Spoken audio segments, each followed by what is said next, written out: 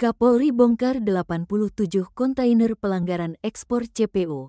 Instruksi langsung Presiden Prabowo untuk selamatkan penerimaan negara.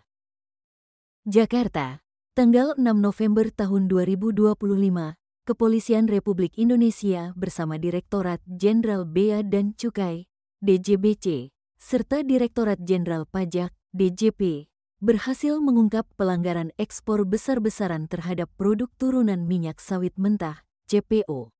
Sebanyak 87 kontainer di Terminal Kalibaru, Tanjung Priok, Jakarta Utara, diduga kuat berisi komoditas yang tidak sesuai dengan dokumen ekspor resmi.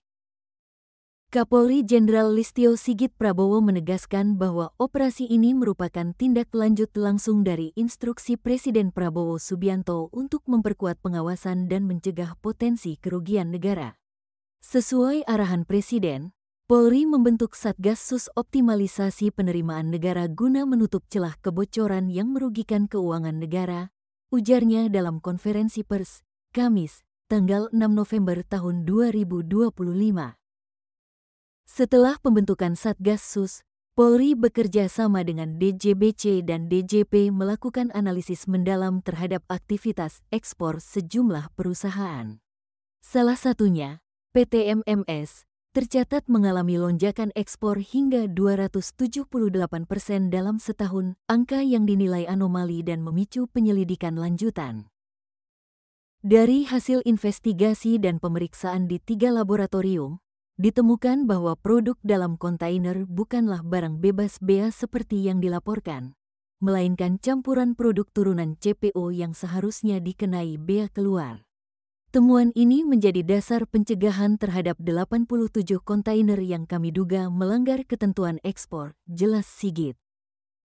Dirjen Bea dan Cukai, Jaka Budi Utama, mengungkapkan bahwa pengungkapan kasus ini berawal dari hasil sinergi antara Kementerian Keuangan dan Mabes Polri. Melalui sistem pertukaran data dan analisis mirroring, tim menemukan adanya pemberitahuan ekspor yang tidak sesuai izin. Pemeriksaan laboratorium menunjukkan perbedaan signifikan antara isi barang dan dokumen ekspor, ujarnya.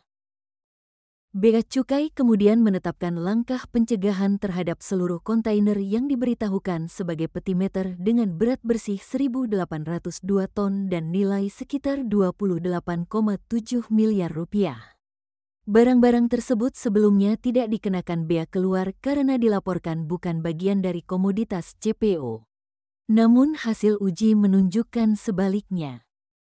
Menurut Jaka, pelanggaran ini berpotensi menimbulkan kerugian besar bagi negara karena menghilangkan kewajiban bea keluar dan pajak ekspor. Proses penyelidikan kini memasuki tahap pendalaman terhadap perusahaan terkait, termasuk pemeriksaan dokumen dan pihak-pihak yang terlibat. Langkah ini merupakan bagian dari penguatan tata kelola sektor sawit nasional, tegas Jaka. Ia menambahkan, koordinasi lintas lembaga menjadi kunci agar pengawasan ekspor berjalan efektif dan kebocoran penerimaan negara bisa ditekan.